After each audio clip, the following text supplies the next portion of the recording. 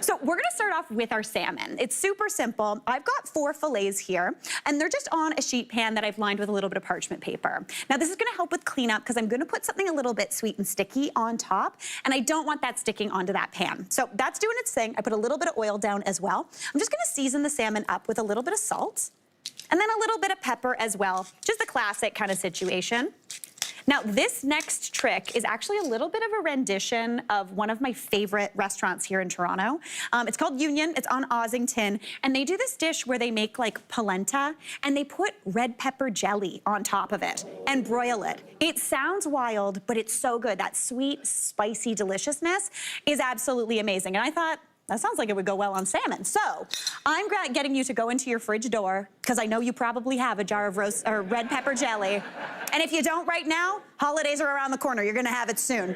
But what you're gonna do is get about a tablespoon of that jelly and just pop a tablespoon onto each fillet.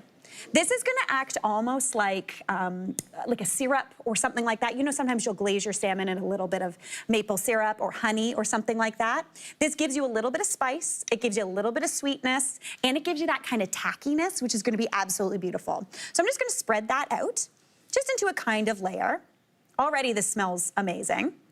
This is also really, really good on chicken, so if you're feeling that, go for it. But I'm gonna pop this into a 450 degree oven. Guys, watch out, almost got me.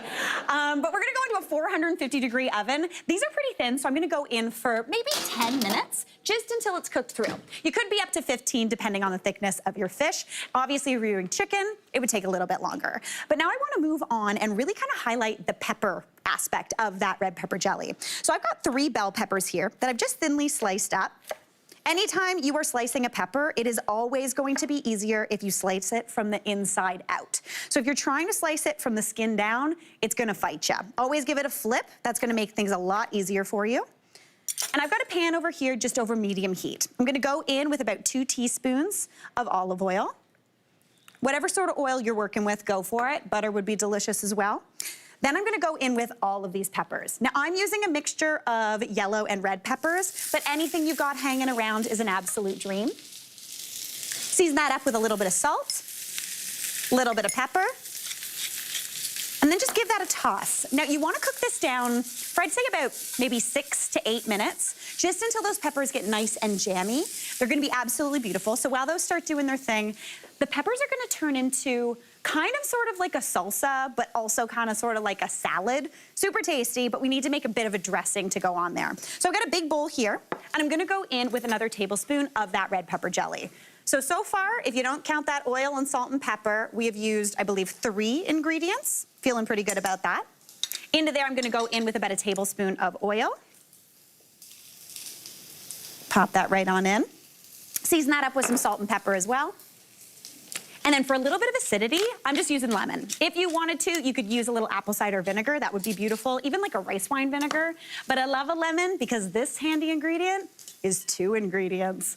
You got the zest and you got the juice. So we're gonna go in with the zest for that pure kind of bright, sunshiny lemon flavor. Then I'm also gonna go in with the juice. So just to make sure I don't find any seeds, sometimes what I do when I'm at home and I don't wanna fight with them is I actually just cut the cheeks off the lemon. If you do find seeds, they're usually pretty easy to pop out, but most of them kind of stay in the center, which is a dream. So I'm gonna pop in the juice from that lemon. That's a nice lemon, feeling good, but a pip got in there. We are live, everyone can see that, Mary, hide it away. We're good to go. So go on in. Then I'm just gonna give that a whisk just to combine. And that's pretty much it for the dressing. It's super simple. Again, we've got that sweetness from that red pepper jelly. It also kind of helps emulsify and bring everything together.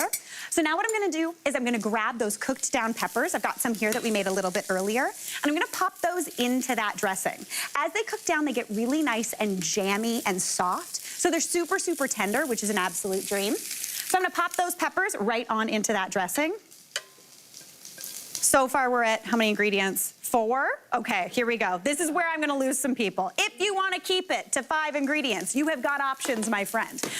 You could add in either something crunchy like a nut or something delicious like a basil. I'm gonna do both. So stick with me. I'm going in with about 3 tablespoons of pine nuts. Now, if you don't have pine nuts or don't like them, you could totally do this with some slivered almonds. But this gives a little bit of a buttery crunch into there, which is a dream. Then I'm also gonna go in with some basil. Now, my basil plant outside is still kind of kicking. It's on its last legs, so I'm really looking for ways to use it up. So if you've got yours still hanging out in your yard, feel free to use that. But I'm essentially just going to rip and tear all of this beautifulness right into that beautiful bowl. Give that a toss together. Oh my gosh, you smell the basil. Doesn't that look beautiful? It's kind of like a sauce, super tasty. Now I'm just gonna go grab my salmon. Now that salmon's been cooking for, again, about 10 minutes because it was a little on the thinner side. That jam has melted down. It's kind of starting to caramelize on the pan there. Looking absolutely beautiful. There we go.